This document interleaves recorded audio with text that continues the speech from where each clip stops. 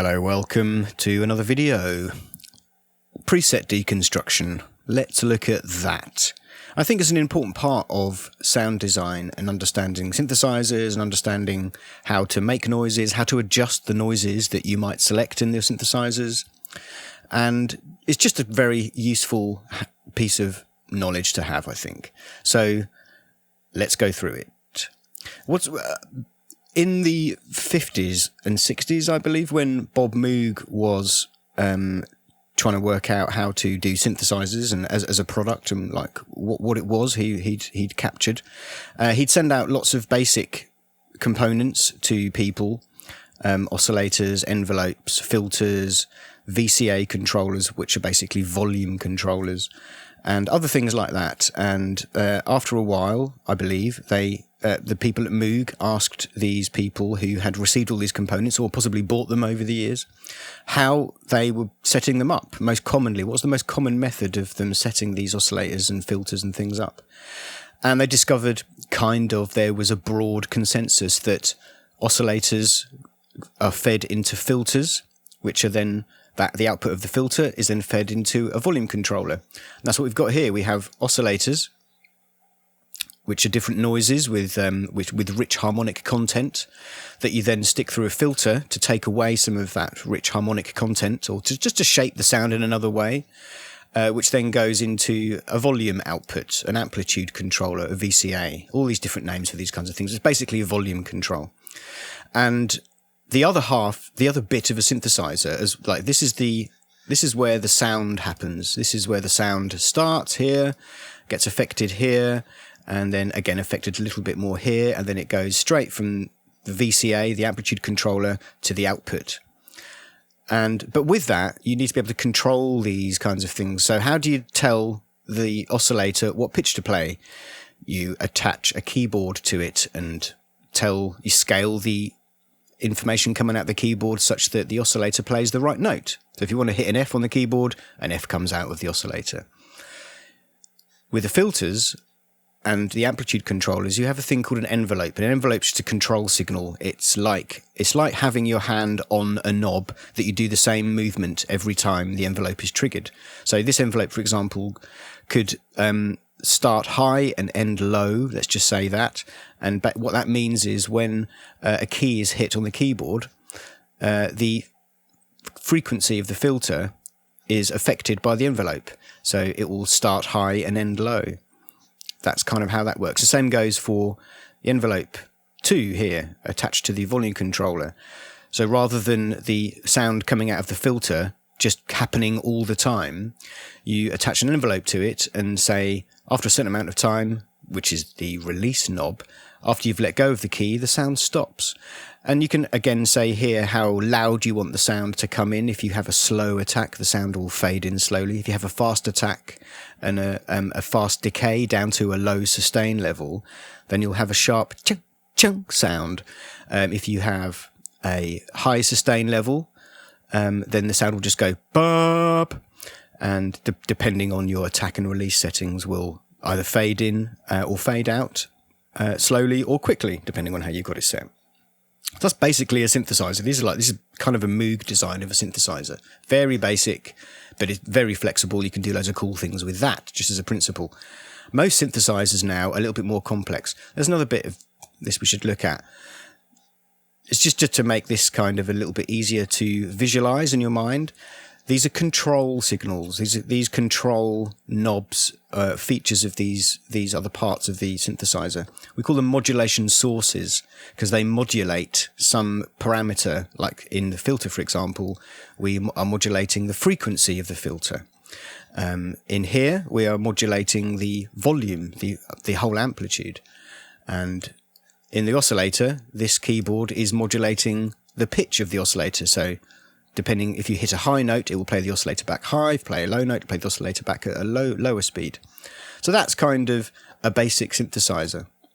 What have we got after that? I think we have additionally lots of synthesizers, again, have an effects chain after the general synthesizer action has been performed, the general tone has been decided. You can then stick things like choruses, excuse me, or delays or distortions or that kind of thing on the sound that comes out of the final stage of the synthesizer, this amplitude stage. And then after that, this is, I kind of wanted to demonstrate a basic modulation matrix. This is kind of what the Moog modulation matrix might look like if it was exposed in a table like this.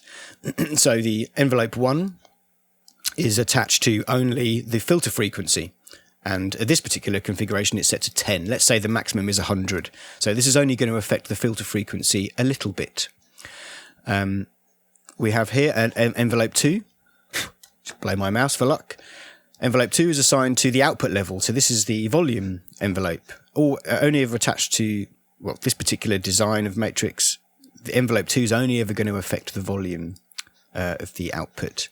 And we have an LFO here. An LFO stands for low frequency oscillator. So it's like the oscillator, it's like a normal oscillator, it's like this oscillator, but rather than running at high frequency at pitches that you can hear, this is running at super low frequency. So it's called a low frequency oscillator.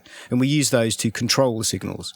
With a setting like this, setting to 5, for example, on the oscillator pitch, we would be changing the frequency of the oscillator very slightly. So with this setting, at 0, it might just be going whoop, but with a setting of, say, 5, you might be getting a whoo, a kind of very small change in the pitch. So that's a basic modulation matrix. Just wanted to cover that. So these are control signals again over here, and this is the output. This is the kind of main signal flow. So let's look at a synthesizer. Got a patch here, I can't remember which one it is, it's a synth brass patch. It's in Lokomotiv, and let's again look at my useful pictures here. So this is the signal flow in Lokomotiv. We start with the oscillators here, they all feed in. There's 4 oscillators, there's a little mixing area down here that we can use to decide how loud each of these oscillators is. And we also have, obviously these oscillators are going into a filter, which has a few parameters. It's the cutoff, which is the frequency of the filter, the resonance, which is a kind of characterization. It will complicate the signal a little bit and kind of highlight the area that the cutoff is set to. Key tracking is a knob that tells the filter to listen to the keyboard and to add that keyboard note value to the cutoff as well, which can be very handy. Let's look at that in a minute. And this final knob here is an envelope knob, and that's listening to this modulation source here, which is an envelope. And if you look here, this envelope's attached to 2 things. It's got an arrow going up there. This is a fixed source, so it's always going to that, and it's also fixed to the amplitude output as well. With the envelope, at the moment, this particular setting here, you can see it's set to nothing, so this envelope isn't going to be affecting the filter cutoff, the filter frequency at all. And it's going into the final stage of the effect stage here, which is one effect, and it is a drive. And that drive has been configured to either be pre the filter or post the filter. And that's basically the synthesizer. Over here, we have a little modulation area that we can use to describe a single LFO and the shape of that LFO and the target of the LFO. So there's a legend over here to help you understand what's going on here. But if we go back to the synthesizer and look at a noise, let's see what noise we've got. I think it's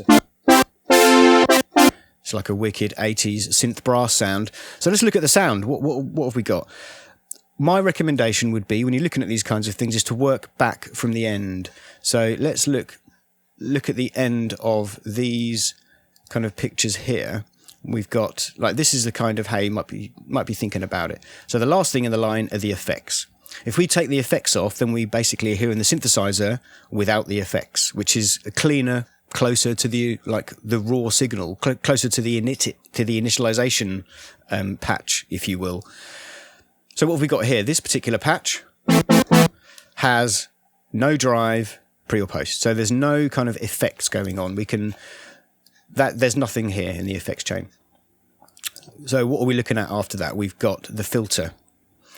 What's this filter doing? Let's have a listen. I can open it up further. Close it down. Ah, right, you can hear it moving. That's It's changing, isn't it? So let's look. We've got this envelope modulation here. We can put that to 0. Very quiet. If we turn the filter up, that's no. So this knob isn't being automatically adjusted by the envelope here, but we can make it so. And the more we increase the envelope, the more the modulation is applied to the cutoff frequency here. And let's just add a little bit here. I want to turn the release up. Interestingly, because the amplitude here has been configured, so the sound of the envelope, the sound of the output, can be either fed by the envelope here or the gate. And what selecting the gate means is that it's listening to only the note on and the note off of the keyboard. So when I press it down, it's on. When I lift up, it goes off. If we switch it to envelope, then this envelope here will be applied to the amplitude, to the volume of the signal. So it should fade in a little bit. Because I've turned the release up, it'll hang around a little bit as well. Let's have a listen. Yeah.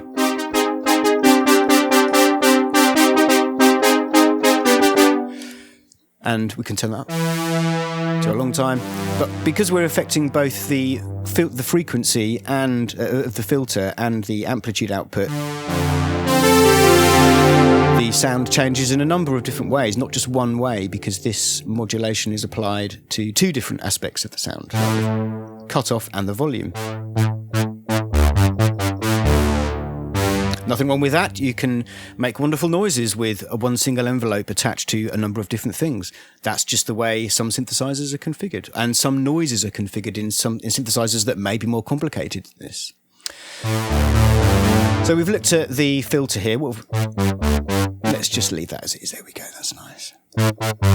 So what's before that? How's the oscillator shaped? So if we open up the filters like as wide as we can, now the filter isn't really affecting the sound, so we can hear the raw oscillators. So what have we got here? We've got the only oscillator that's making any noise is the saw oscillator. We turn that up, and this knob here. So we've got some extra kind of options here in the oscillator tab, which is we can hard sync, which forces another oscillator to be re-triggered like every cycle of the oscillator. That's something more advanced than I'm willing to look at in this particular sound design thing. Pulse width is the shape of the square wave, if we had a square wave here. It changes. So one side of it is a static shape we can hear. Doesn't move. On the other side is affected by the shape of the sound is being affected by an oscillator somewhere. Let's see where. Doesn't look like you can control that oscillator, which is fine. Oh no. Well, there you go. It speeds up as you increase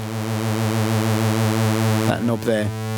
But since that pulse isn't actually in use, it's only the saw, why does it sound so different? So this little saw detune knob here changes the sound. Put it to 0, 1 saw wave coming out of there. As soon as we up it, you can hear other saw waves pop in.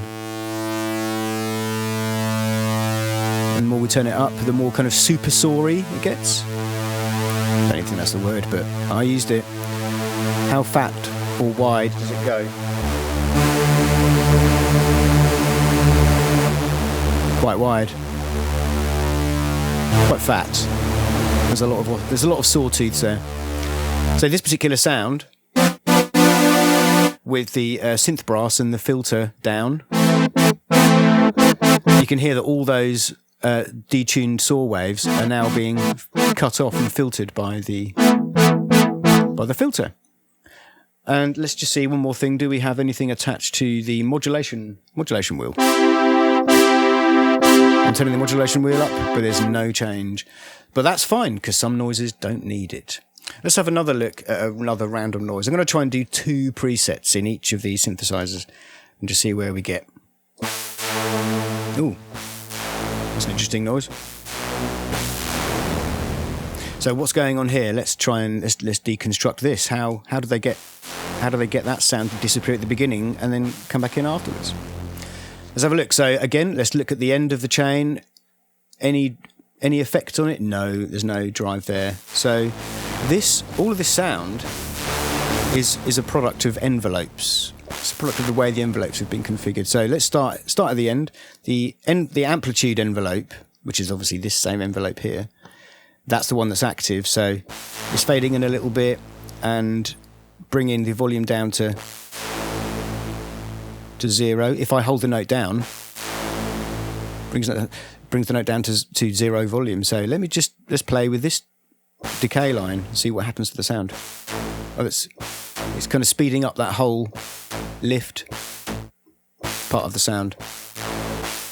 But what's it changing? Why does this knob make that change in the sound? Let's have a look at the filter, because it's hardwired to the filter. So look, we have the high pass filter engaged, not the low pass filter. So what this is doing is cutting off the low frequency content. So if we turn the cutoff up, we get even less. We just get high frequency noises. Let's turn the resonance up. Can you? Because that enables us to kind of hear the filter frequency a bit clearer. Well, you can hear it going wow, and up there it's kind of just out of range.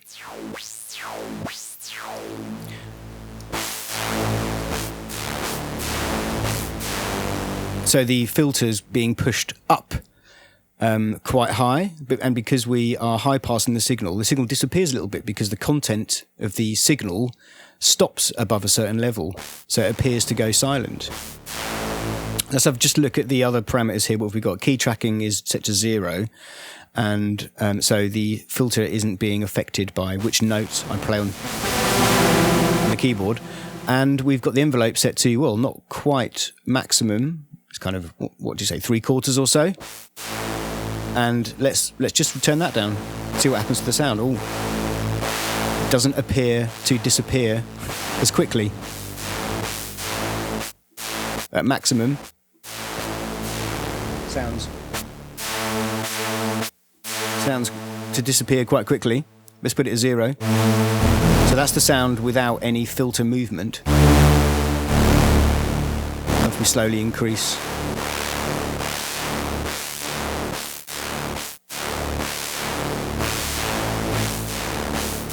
And that's how you get that sound to disappear. We're applying the high pass filter to the sound and just knocking the bottom, all the low frequency content away, just filtering it off. You can kind of hear that. The low frequency content kind of comes back at the end. There. So that's what the filter's doing in this particular patch. Why have they chosen this particular oscillator configuration? What we've got a saw wave at maximum and the sub also at maximum. So we've got like an octave happening in the sound. If we let's turn the filter off so we can hear. So this is the saw, just the saw wave. That seems to be, oh look, it's the detune set quite high, so it's doing like a super saw style thing at full volume. And we've got the sub oscillator is playing a pulse wave. Pulse waves are good for low frequency noises. They've got a lot of good, rich, low frequency content. So it's good for like a sub to have a square wave. They appear to sound louder as well because of the way the waveform exists as a square wave. So let's turn them back up to maximum again. And we can... So that's what the oscillators sound like without any filtering. And let's put the filter back to where it was, the filter cutoff setting, and then let's put back the envelope modulation. And there we go, there's the sound back again. So that's like a little bit of a preset deconstruction in Lokomotiv. This is a very nice basic synth. Let's have a look at another more complicated synth, shall we? What have I got set up here? Zebra. This is a workhorse of a synthesizer. Very powerful, far more powerful than me or any of my friends, anyone that I know. This is like a beast of a synthesizer. And it's incredibly configurable. Kind of modular in the sense that you can sort of position things in ways that, in kind of ways that you want. So you can put filters after an oscillator. Say this is the kind of signal flow here. This describes the signal flow from top to bottom. Actually, let's have a look at my preview, my little...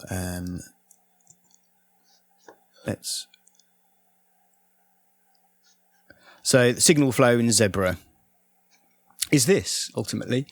The top, we have oscillators. This little area here, the modulation, sort of the item area, can be both oscillators and filters in various different configurations. And there's kind of mixes and things where you can kind of route things around, but everything goes down, basically.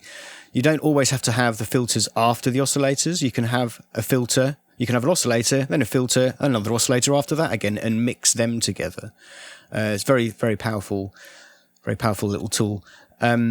Modulations happen over here. So these are envelopes and LFOs. They all appear over here when you ask for them, and they apply modulations to everything that's in here, ultimately.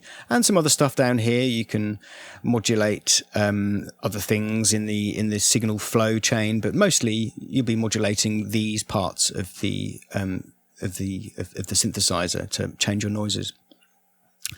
Over here we have...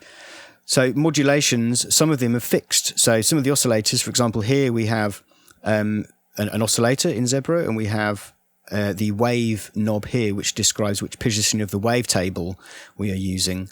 And that has a fixed modulation. So if we click on this none here, a little menu pops up, and you can decide which modulation source you want to apply to that particular parameter. Also, there is a modulation matrix where you can create your own mappings that kind of exceed the limitations of these fixed modulation routings, and that is here. So you basically drag a thing to a thing, and you say you want it affected by the modulation wheel. So I'll turn that down. As the cutoff, I'll turn the amount up, and I'm now using my modulation wheel to open up the filter manually. Wah, wah, wah, wah, wah. And that's the modulation matrix. So that's kind of where you do stuff that's outside the scope of the fixed modulations in Zebra. So let's have a look at a preset. Let's load up a random preset. Sequence me. I don't know. Let's have a listen.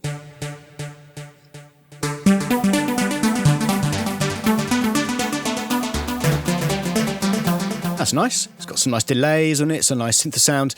Let's have a look at what's going on. How complicated is this noise? What are we looking at? So again, I'm going to start at the bottom. I'm going to take away the effect chain one by one, because they may also, each of those effects could have an impact on the eventual sound. So what's last in this chain? Again, everything goes from top to bottom. So we've got the reverb here. Let's turn that off. A little different, and the delay, turn that off. We know that's going to be a big difference there, so that's gone. You can hear some nice phasey noise or some interesting stuff going up there. What's going on? We have a phaser here. That's the modulation effects. Let's turn that off. Where were we? Where are we now? Sounds like a basic synth noise. So let's just look at what's configured here. We've got we've got maximum of 4 potential kind of oscillator channels in the middle of Zebra here. So we're just going to mute them and just listen to them one by one. This channel, what have we got first? That's a nice basic. Like a kind of what I'd call a bread and butter synth sound.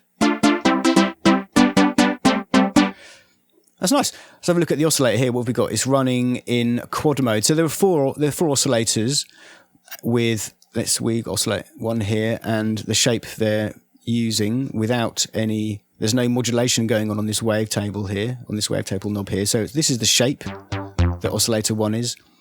We've got 4 of them running at the same time. We've got this detune knob here, spreads those oscillators out from the middle, so they're kind of they're approximately the same pitch. The middle of them is the same pitch, but there's wider ones that are straying further away from the center pitch. And what else? Can I see anything else here? No, that's a nicely basic oscillator there. And after that, after this oscillator here, let's turn off the filter. So without any filter, that's what that sounds like. So we turn the filter on. Oh, that's quite a bit of difference, isn't it? If we turn the resonance down, you can hear the difference that makes, because resonant knobs in filters, depending on the way the filter's been designed, when you adjust the resonance, it can often reduce the low frequency content, which is a useful thing sometimes, depending on the sound you're making. Other times it won't do anything with the low frequency content, and you'll just have additional characterization of the sound happening around the cutoff frequency. So if I turn the frequency off, resonance off. Oh, hold on, we've got some modulations here. What is going on here? So these extra knobs are cutoff modulation sources. So there's two kind of knobs that are available for us to modulate the cutoff with. And first of all, we've got envelope 2. That is here. So you can hear how that changes. I'm changing the decay, the kind of the speeds of one of the qualities of this filter, making it close faster. But the general sound itself is happening quite quickly. So if but by default, and we can see here in Zebra, this little stack of items here tells us which envelope it's going to use to describe the amplitude stage, the volume. So all the noise happens up here with your filters and your oscillators, comes to the bottom, we can pan it around, we can modulate that pan, and then we have to tell Zebra which envelope is going to be used to control the volume of the sound. And this one is envelope 1. So we can go to envelope 1 up here, and we can see what's going on here. We've got quite a short attack. The sustain's at 0. So the sound will disappear when it gets to the end of the decay stage. So I'm going to open it up so it hangs around a bit longer. Maybe turn the sustain up. And then we go back to this filter over here to look at what's going on here. So envelope 2's adjustment is opening up the filter a little bit. If we open it, so that's no change. But there's still a bit of movement. What is going on here? We've got LFO1 is doing something. So that's this sucker here, and we've got it running at a sync rate of 2 bars, and a nice simple waveform, sine waveform, and restart tells Zebra to restart the cycle of the LFO when a new key is hit. When it's set to free, then it's just free running, and it's always running in the background. When it's set to gate, it will restart it. So this is a free running LFO. We can probably exaggerate it by, there you go.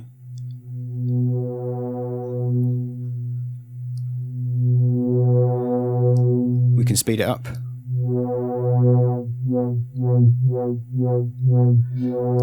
Put it back to 0 again. So it's a 2 bar modulation.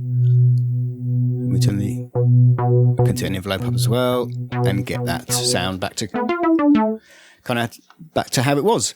But hold on, that's only one part of it. What other parts have we got here? So there's another kind of what I'd call a bread and butter synth noise there. That's nice. So these two together.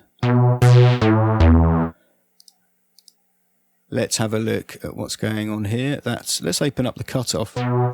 So they're both kind of doing similar things. This is the filter for the channel 1, and this is the filter for channel 2, VCF2. It's panned over there for a little bit of lovely wideness. At the same time, fatness. And what's the last one? I can already see it's noise, so let's see. It's a bit of noise. Seems to be being affected by something, so let's see what's going on here. We've got, okay, so the noise thing is basically just a noise output. Let's turn the filter off. And within a noise thing itself, we can sort of take some top off if we fancy, and take off some low content with a high pass cut off. But that's all, that was wide open, and we've taken a bit off the top there. As also, right, look, we have an envelope here that's, so the volume, if we set that envelope to 0, this is controlled, this is just static, you can hear it's just this, it's using envelope 1, because that's the envelope here that's used to describe the amplitude of that channel, to describe how loud it's going. And we have this fixed volume here that turns up the whole noise device.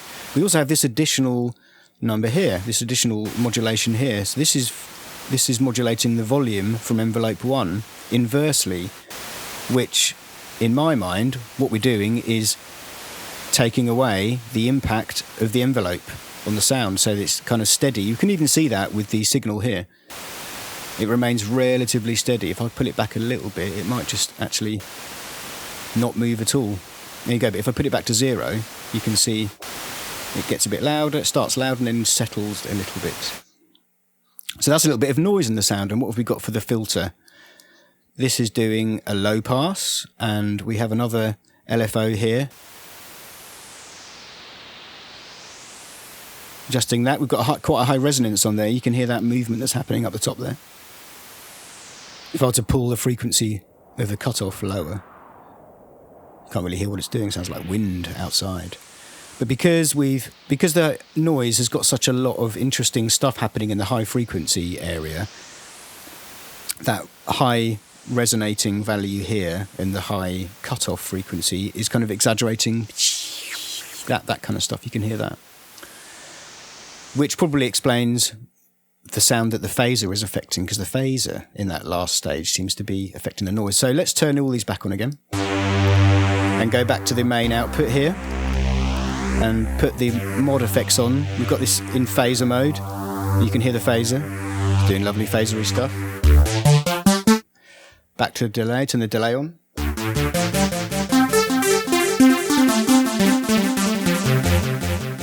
And let's turn the reverb back on.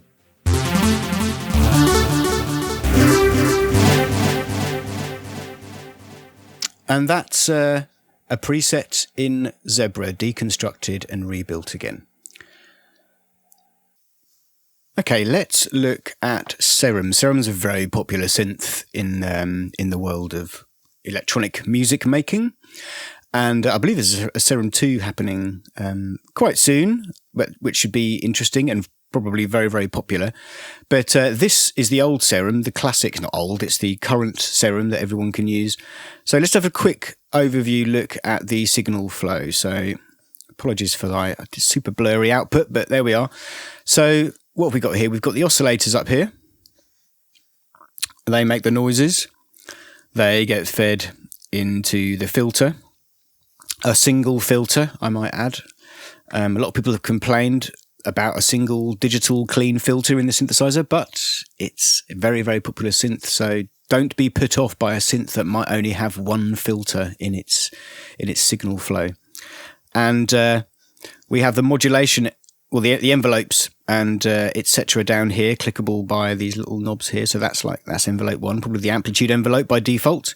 And here's an LFO. This is a nice triangle shape. Nice LFO shaping tools in this particular product. We do like that. And the modulations here, this random looking purple square here, indicates, actually, as you'll see when we go to the synth and have a look at it, that the modulations are represented by an additional little circle around a knob and animated movement. So there's like a little gauge to show you how the knob is being automatically moved by your modulation.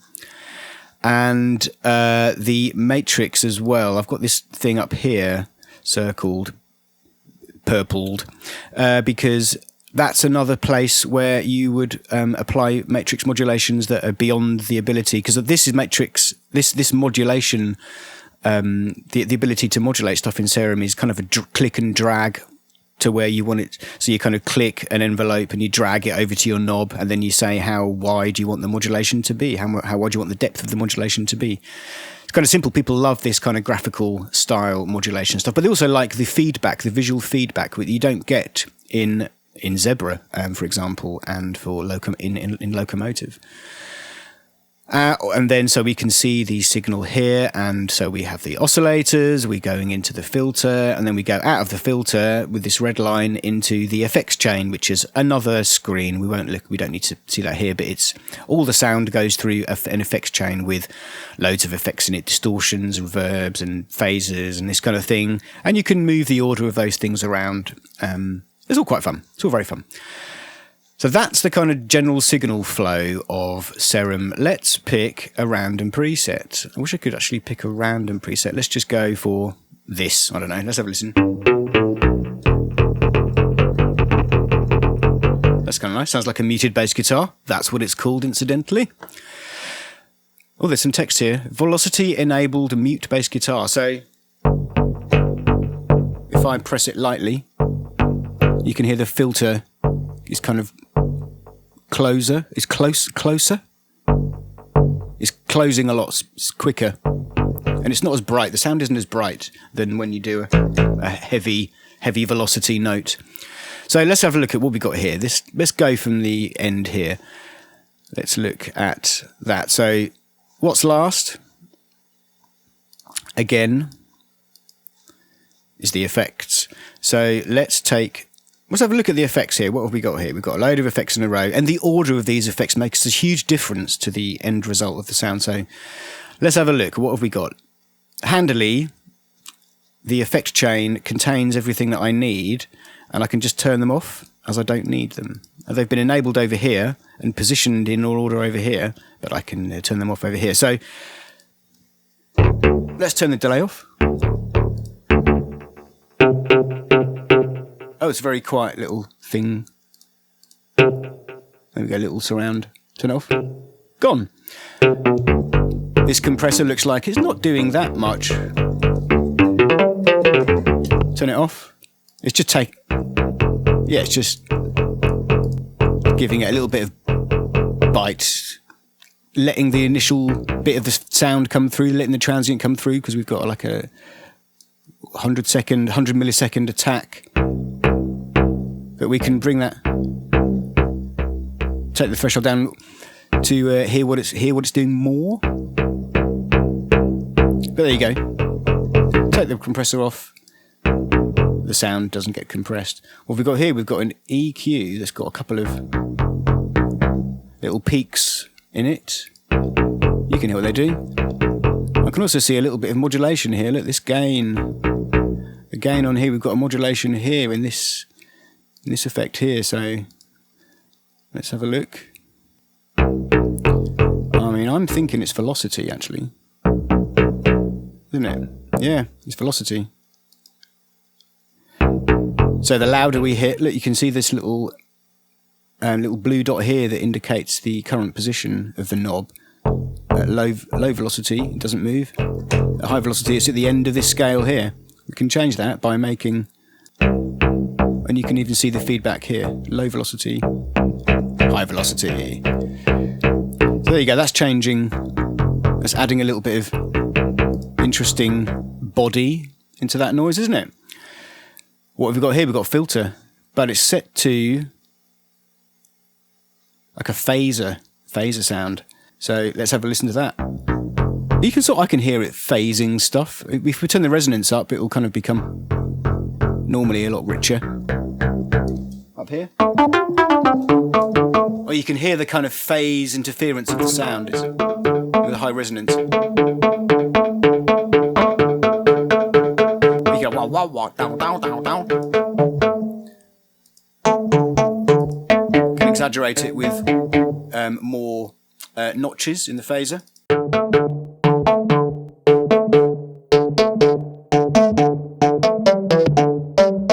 So let's turn that off. And we don't get any of that anymore.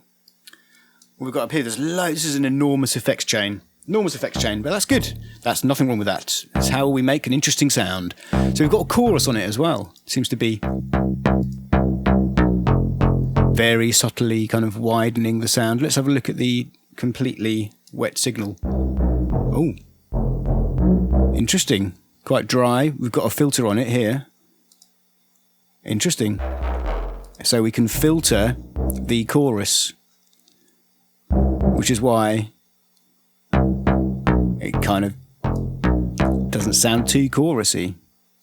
But it's got that stuff, that kind of, you can hear that at the edges. It's kind of like a really interesting shaped reverb.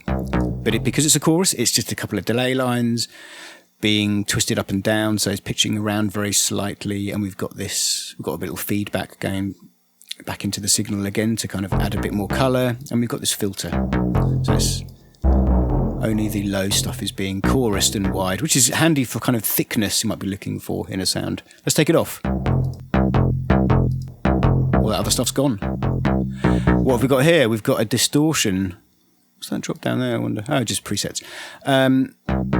So let's turn this off. Can you see what's going on here? So we've got an envelope, as described by this little drop down here. Envelope 2 is assigned to mix.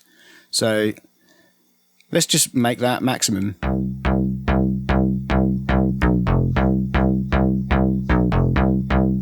What if we increase that and make this decay for that envelope longer? We can hear that distortion hanging around longer in the notes. There's a tri-distortion, so was an asymmetric distortion happening. There's also, it's been filtered by the looks of it.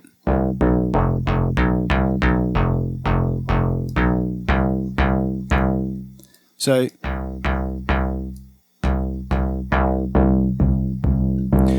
this filter is configured as pre the distortion. Doesn't sound like it's after.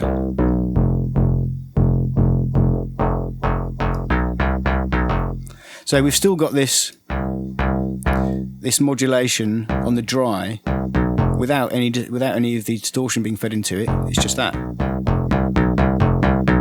And it's kind of changing the beginning of the sound a tiny little bit, but enough for the sound designer to be like, that's what it needs.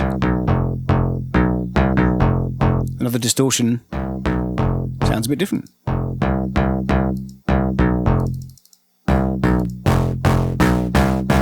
So he went with, or she went with, asymmetrical.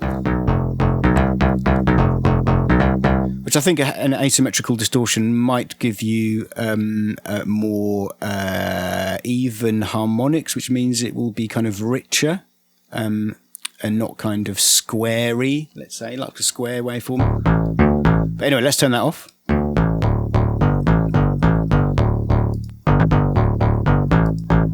Doesn't change it a huge load, but all these things add up to the end sound. So what we've got up here, the first item in the effects chain is the hyper dimension.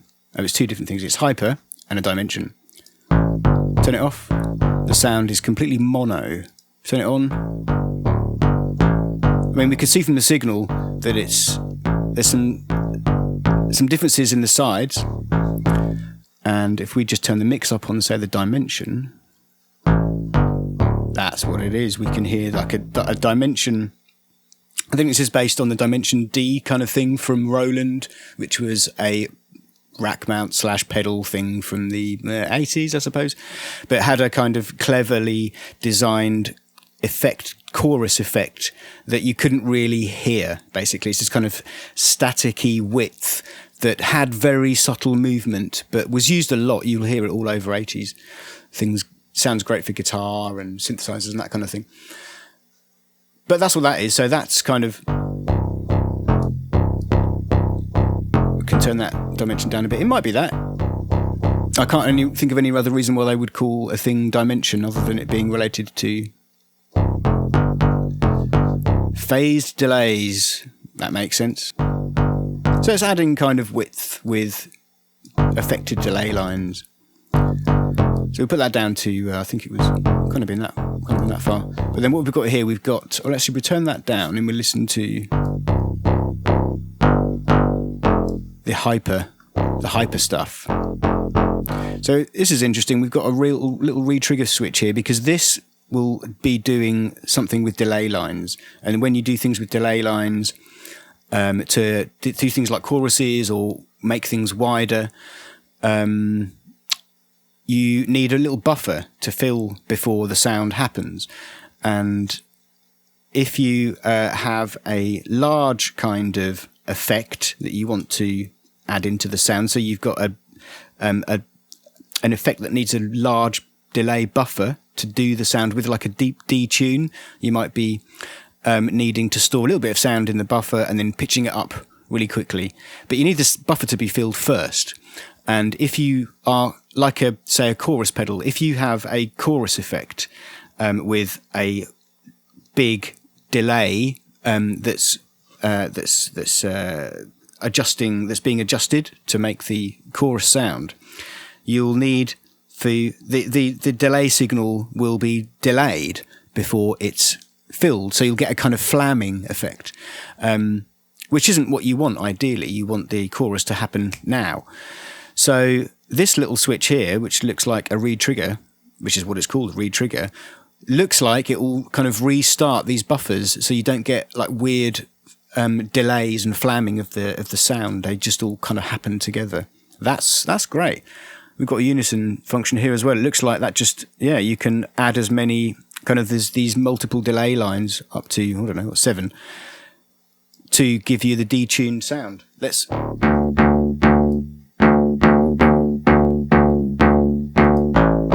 I mean, you can hear as I move the knob, the delay lines are changing length because the pitch is changing. Let's turn the rate up.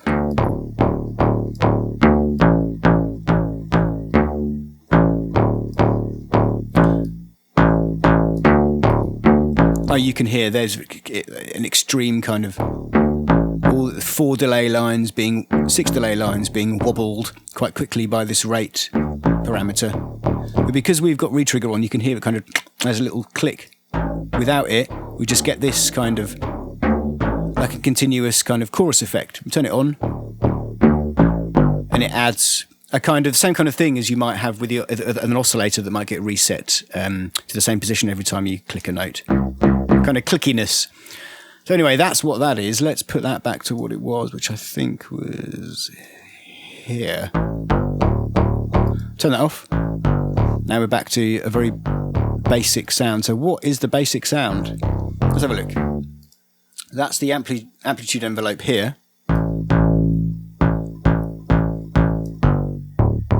All these little dots here are representative of the other envelopes that are being triggered, that are available to use. There we go. There's that slope there. That's that one. That's that one. But let's look at how this is set up. So what have we got here? We've got a filter that has a couple of different modulations set up. So we've got envelope 2, which is this one, feeding the drive. So it's kind of distorting the signal a bit. And we have it also feeding this fat knob. That'll be, it says filter variation. Oh, so yeah, it'll be something to do with the way the distortion's working. Probably like a low EQ boost or something like that. You can hear it's changing the low frequency content a little bit.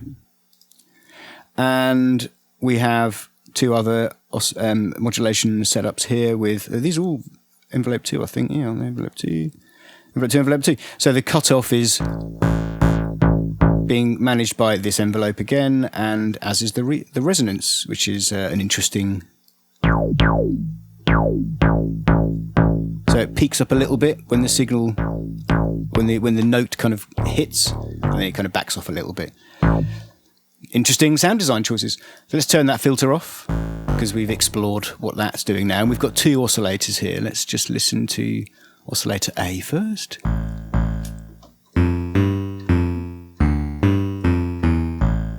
That's interesting, isn't it? I mean, it's static, but they're doing, look, we've got some phase stuff going on, which is changing quality of sound. Let's put that to 0.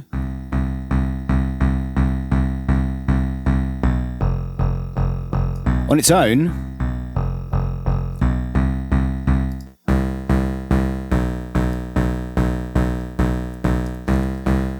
On its own, I wouldn't have expected to hear any difference because we're basically describing which part of the sound, how to affect the phase of the sound, ultimately. And on its own, I wouldn't have expected to hear a difference because normally phase changes can only really be heard if you've got something that isn't affected playing at the same time.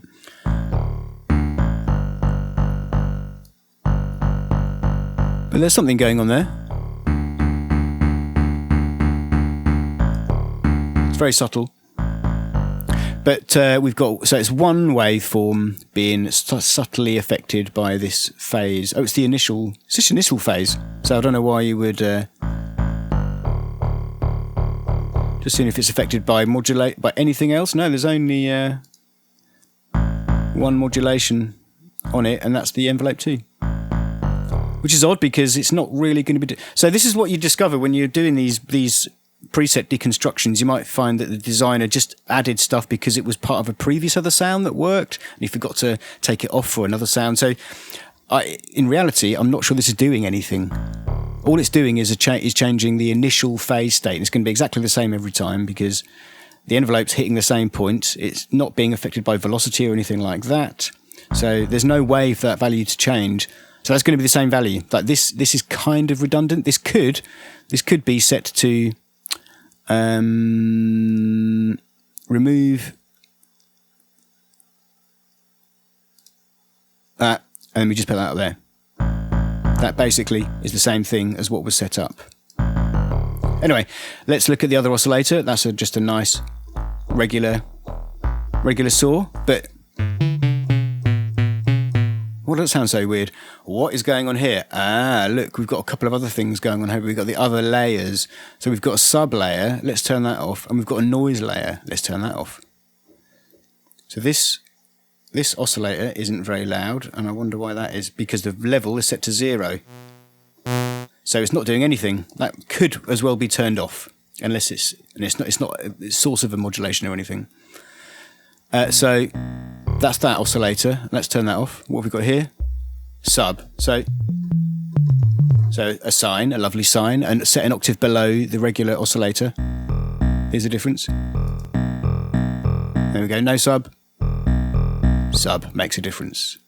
And that also is configured to go directly to the out, that bypasses all the filters and probably effects chain as well, because you don't really want the sub to be messed with. Or sometimes you do, sometimes you don't. In this particular occasion, they decided they did not want the sub mixing up with... to be honest with you, you can't hear it because all of the effects are turned off.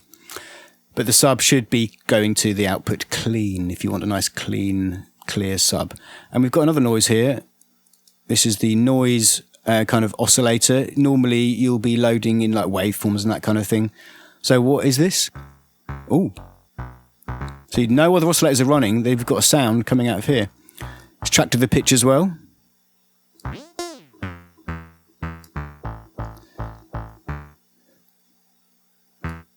I think that was an octave above, wasn't it? It must have been.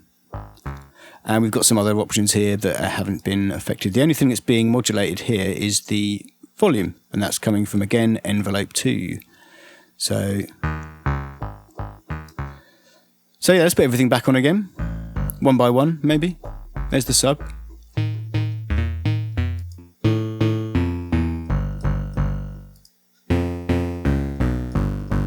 Sounds ugly.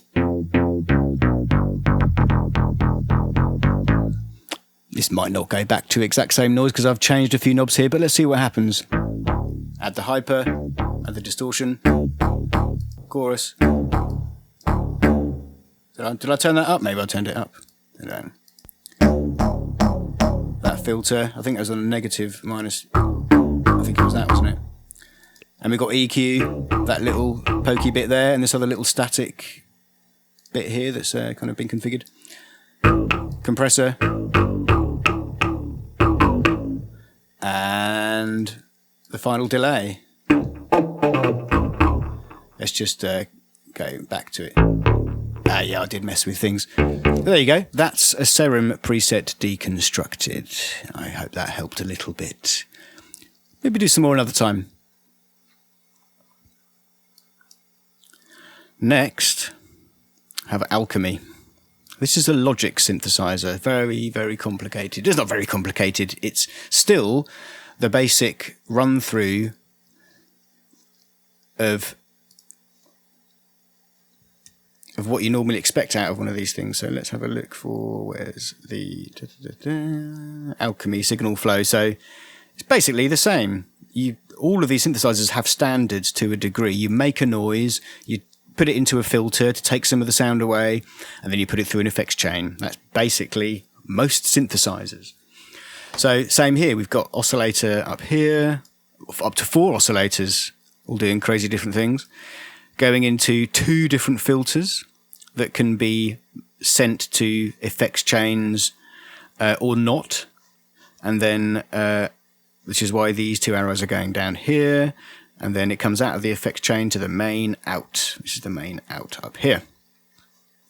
And also, obviously, we have some envelopes and LFOs and multi-segment envelope generators, which are just complicated LFOs, a sequencer for making little MIDI patterns, for making bass lines that just hold a note down, automatic bass line. Envelope follower is something you use to listen to maybe the sidechain signal, or something internal, and you're basically just kind of listening to the volume of that signal, and then that can be applied to something else as well. And this is a mod map, which is used for various other aspects of advanced sound design. So we'll just move away from that for the moment and look back at Alchemy. And I'm going to pick a random patch. I don't know what I'm going to go for. Let's just do this and end up there. What have we got? Let's play a note. Nothing comes out. Oh no, something comes out.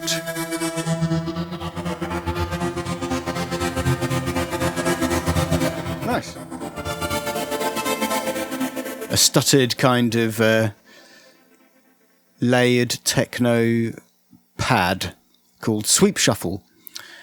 So let's have a look. What have we got? How are we going to dissect this? What's going on? So again, let's start at the end. We've got these, an effect chain here. Let's turn the reverb off. There you go. Clearly there was reverb on that, you could hear. What have we got here? We've got, let's turn the distortion off as well. How heavy is that going? So nothing turned up particularly much. There's some modulation going on here. We can see these yellow bars, and I think that modulation is coming from the perform page.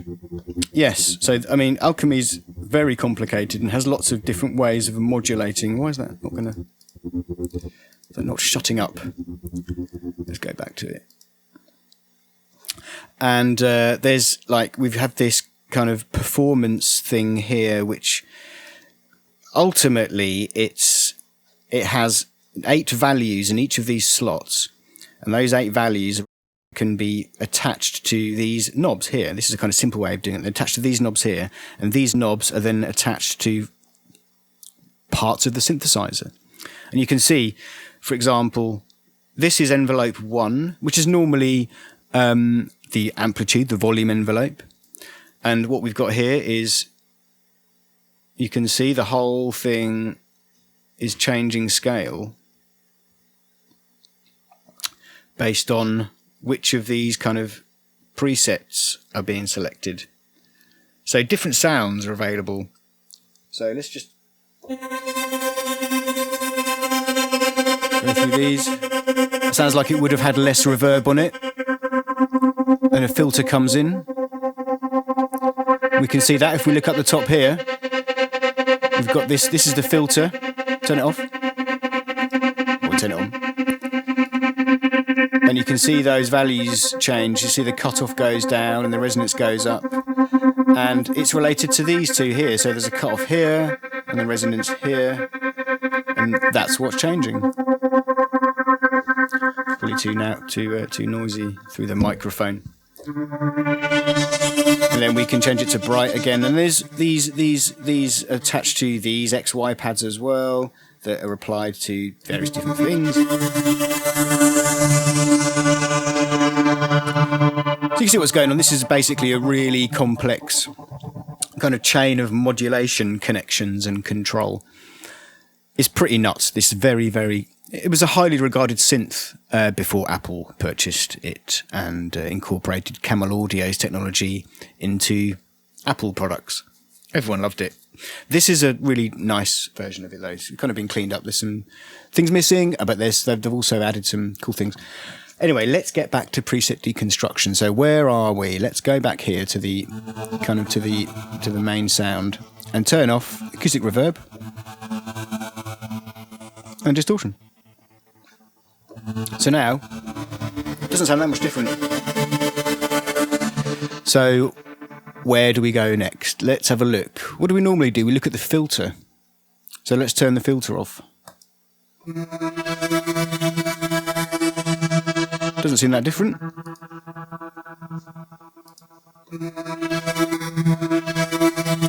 Look at that. That's because the filter is wide open on this particular performance patch. So if we change that to maybe like dark, we can see the filter's been closed a bit up here. And if I turn the filter off, the sound brightens up again. So that was what was affecting that. So we put it back to sweeping again. We'll turn the filter off because I'm interested in what's doing the stuttering. I can see this master volume control here moving around quite fast. So I'm going to click on it to show the, although it didn't change because I've already clicked on it, the modulation sources and targets for the master, well, the modulation sources for the target master volume knob are all here. So what have we got here? Look, what's going on? We've got sequencer. Look, turning the sequencer off. Because sequencers tend to be lines of information that are addressed and applied to another thing, different values of things.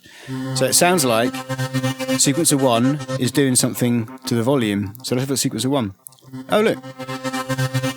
There we can turn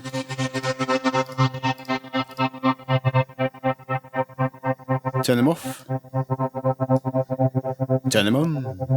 But let's turn that off because then we can hear the sound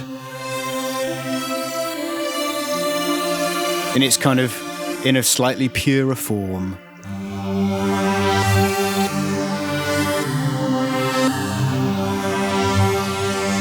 And we've still got 2 oscillators running here, so let's look at what these oscillators are doing. This one, let's turn off B, listen to A. And have a look at what's going on. So this is a very complicated synth with many different kinds of sample playback and that kind of thing. So this has been set to granular. And this sound is a sound called Exo Sweep. So I expect it's some kind of synthetic filtered sound. I mean, we can hear it changing over time. There's a filter coming in there, look.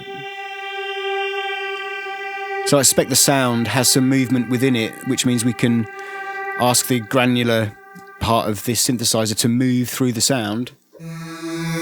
And we'll get a changing timbre because the sound itself has change and movement within it. There's some other stuff up here. What's going on here? This looks like, again, because it's orange, I suspect it's being controlled by this again, and it is. So depending on this kind of performance, what's this called, a table performance knobs, I don't know. You can see these knobs, these modulation little dots that give you the current value are moving around depending on the performance setting. Oh, that's going horrible, isn't it? Making it dirty. But because it's making the size of the grain really small, which means that there's not enough time in the grain to have interesting tonal content, so it just ends up sounding like noise. As soon as we make it any larger, you can hear tonal content return. So yeah, that's oscillator 1. What have we got on oscillator 2? That's just a basic sampler playing back a sound. We have no filter on it. It says continuous. I wonder what will happen when it gets to the end. Let's have a listen. Oh, it's looping the last little bit there.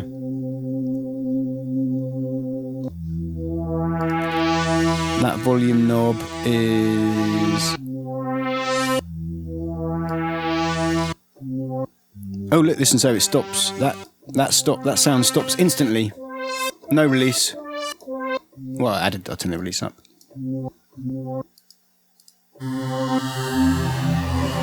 Interesting. So part of that sound stops suddenly when you let go of the key, and other part of it hangs around afterwards. So there we go. Look, let's turn that back on again and enable this sequencer sound here, this sequencer modulation. There's a load of other modulations here as well. Let's. Are they of any real interest? It looks like there's a key follow modulation on the master volume out, which is interesting. That would mean that in some ways the volume's going to get turned up based on where you are on the keyboard. So it could be that it's turning up the output when you're lower down the keyboard or higher up the keyboard. And there's a velocity. We always like to have a velocity source attached to the volume. Otherwise, you might as well just be hitting everything at exactly the same volume and not really having much expression within that. So we'll turn the sequencer back on.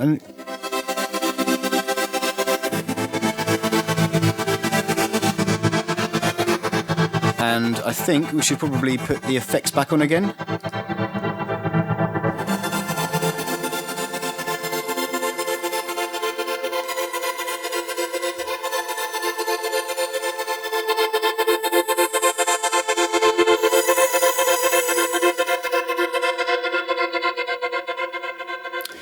So there you go. That is a pad in Alchemy that we've just taken apart and put back together again. Oh, I didn't put the filter on. But because the main noise, the kind of default setting for this particular patch didn't have any filtering on it, it doesn't make any difference. But it would to this, a subtle difference. There we go. Okay, that's Alchemy preset deconstructed. And finally, let's look at. I mean, it's not the most complicated synth on the market. I'm sure people would dispute their synth is more complicated, but it's fairly complicated in that there is a kind of. You can basically route the parts in the way you want to route them. You don't have to have the oscillators always at the start, but you can route the filters and some FM aspects and feedback aspects of the synth design in the way you want to design it. And you can insert, parts of the oscillators into any part of this chain. Let's go back to this and look at Massive. So again, we have a load of oscillators, two kind of regular, in double quotes, regular oscillators, very powerful kind of wavetable oscillators with some bespoke functionality that they've developed themselves to affect the waveform. And there's kind of feedback areas as well, phase modulation, cross modulation. It's quite cool. There's another little oscillator here, which is the noise oscillator. Two noise oscillators, actually. One that produce either static, kind of non-pitched noise and stuff, or like just recorded samples, so you can like put, the sound of diggers or like wildlife or whatever in this sample area, and just have it playing at the same time as the oscillators. And you can, if you want, apply a pitch kind of modulation to it so that whatever's in here is tracked with the keys that are being played. After that, we've got two filter areas here that you can put two filters in. Oh, actually, I think this one's strictly filter, and this one is more like a sort of distortions and wave shaping and effects. But it's all polyphonic. Up until this point, is polyphonic. Everything is at a note level. Actually, up till this point, in fact, everything is at a note level. Everything after this is kind of monophonic, like a classic effects chain, like the last effects chain, like the effects chain in, say, Serum. Everything goes through that, and it's kind of the whole signal goes through it, not note by note. It's the whole thing. So distortions will affect the whole signal, not each separate little note. So this signal flow goes oscillator, filter, into the output.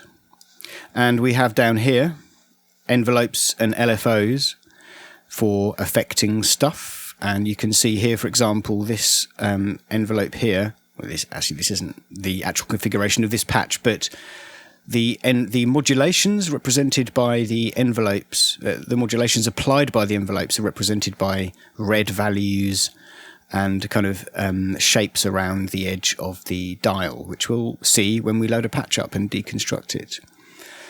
So that's the that's what the purple bit here is. You can see these other little red values here on the knobs and kind of on these sliders here. They're attached to the macro knobs, so they're kind of fixed position. They aren't going to be moving unless you move the knob up there. So there you go. Let's start at the bottom and take the effects off of a patch. So let's pick a patch. Not in it. Let's kill that. And let's go, I don't know, I really don't know. Let's go library 2 and that little beeper. What does that do? Let's hear.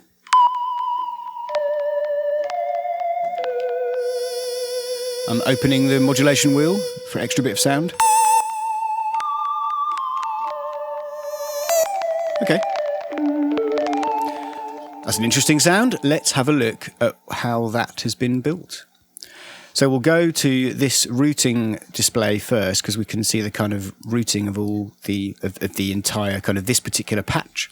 And it's quite simple. We've got two oscillators, which are these two oscillators up here, going into the Monarch filter, which is here, and then going into a polyphonic effect, which is bit crush, which is going to be reducing the bit content of the signal and making it a bit grungy. And all that's going into this little chain of effects. The chain of effects is configured here, but they exist down here in this kind of side of it. So this is all polyphonic. All this side is polyphonic. And this is, I don't want to say monophonic, but it's kind of the whole signal is being treated rather than on a note basis. So let's turn the reverb off. And let's turn it back on again. Very subtle. Turn it off. And let's turn the delay off. We know what we're going to get with that.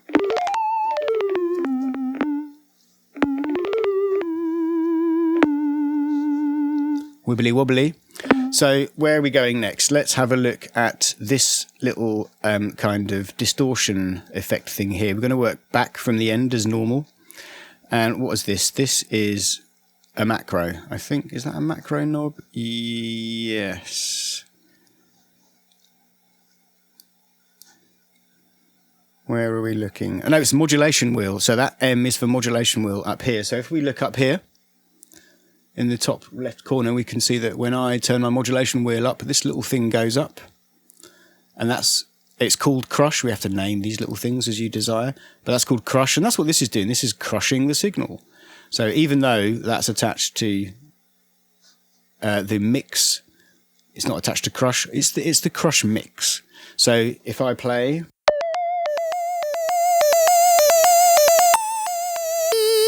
it's crushing this, and the crushed signal is being mixed back in to the raw signal. Let's crush it more. Do we crush it more?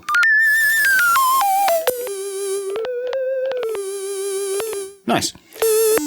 So we'll turn that off. That seems to be the only effect in this chain, this little bit of chain of effects here. So let's turn that off and move backwards through to the filter. Let's just turn it off.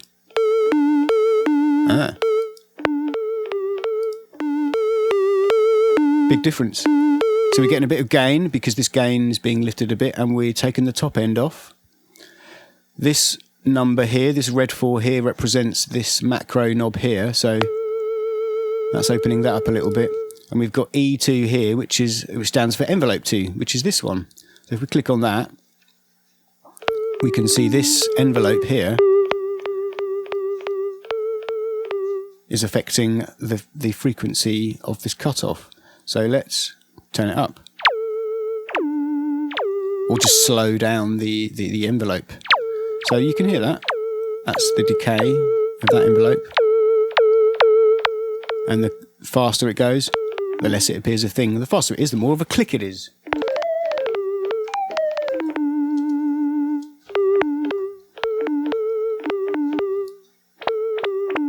Slow it down. Right, slow down. That's what you get with that. So let's turn that back up to 0 again and put that fast. So that's what's going on there. That's why it sounds. That's why the start of it has that kind of to it. It's very fast pitch modulation. That is. Well, let's have a look, because I'm looking around here and I can also see this E2 here, which is attached to the shape of the oscillator. So if we move this, we also see, I'll also see a 1 here, which will be attached to this macro button here. But I'm guessing, I mean, this is quite there you can see the triangle kind of shape getting adjusted. That's what the wavetable triangle looks like all the way around. And we've got this 1 here, so we can squeeze that up there, maximize that. And it's kind of having an interesting difference there. The modulation update doesn't display the change in the actual wavetable shape. We're just hearing it.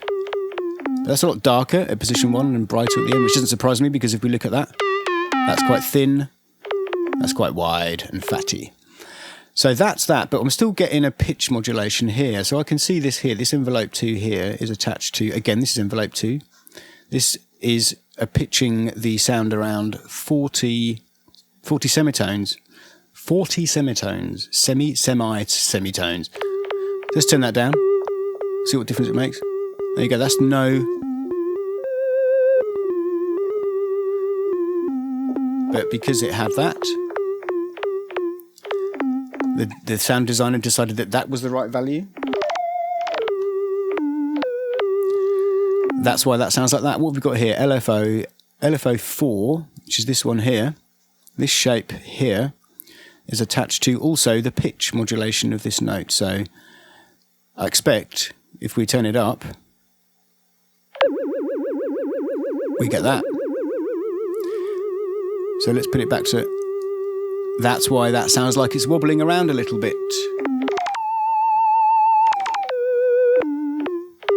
So let's turn that off and just see what this other oscillator is doing.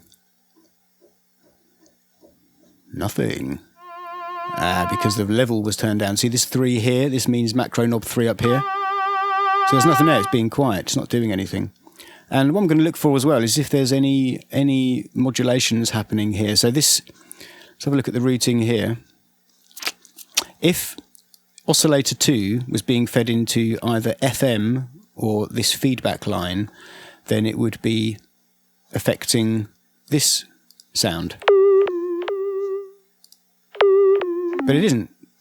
And these, so we do have though phase modulation set to not 0. So it's doing something. It's doing something. Let's just turn it off. No apparent change. Let's turn it up. So that's like the full effect. No, let's get rid of that. And so this was set to 1.25. It's a very subtle change. The sound is very pure. It's a clean triangle sound. So any kind of phase modulation or any kind of adjusting of the waveform like that would be quite clear. You'd be able to hear it quite a lot if it was doing anything, but it takes a while to hear that. So it's very subtle sound design choices by the preset designer here. We've also got this modulation here, again, envelope 2, which is what this is saying modulate the pitch of this oscillator, which is silent. This is just a silent oscillator, which is doing the work of this phase modulation algorithm here. So the shape of this is affecting. Let's do it. Let's have a listen. So that's a triangle doing the phase modulation. A slightly bent triangle, another slightly even more bent triangle, etc., etc. So depending on the sound, depending on the modulating signal, it will change the way the phase modulation affects the core sound. But we've also got this bend here, this 40, again, semitone pitch bend from envelope 2.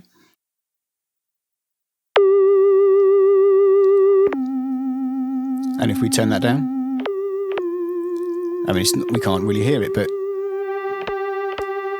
if we turn that up,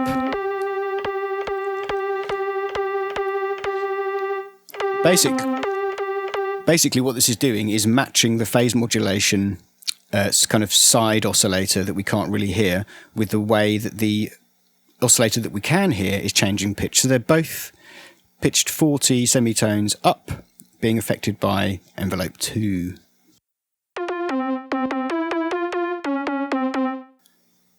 So let me just put that back down to 1 point something again. So that's this whole sound is basically that. We can turn... Oh, hold on. Oh, do we have anything coming out of the noise?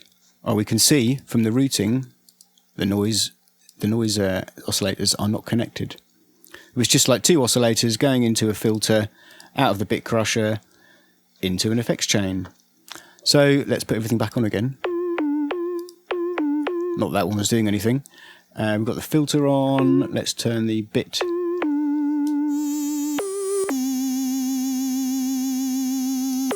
Oh, we've also got a bit of FM here, which isn't... I mean, it's set to 50%. In reality, it's doing nothing because this FM thing here has not got a signal going into it. So this FM knob is redundant. If we, however, attach, say, that to it, we get tonal changes, and even more so if we turn the resonance up.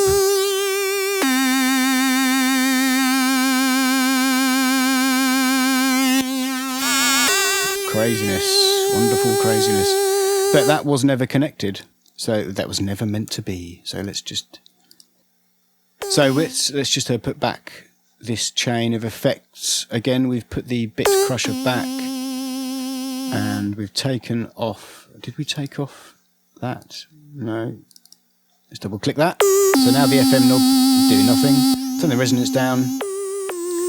Turn on the... Oh, it did turn the bit reduction on. Let's just make sure it's doing its right thing. No mod wheel or mod wheel at 0. We can see up here the mod wheel's at 0.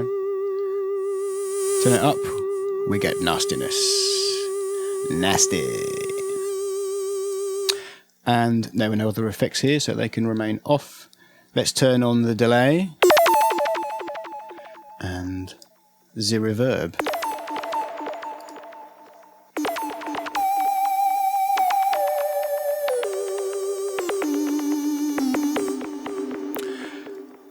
And that's the sound. We've put the sound back together again as we originally started with it.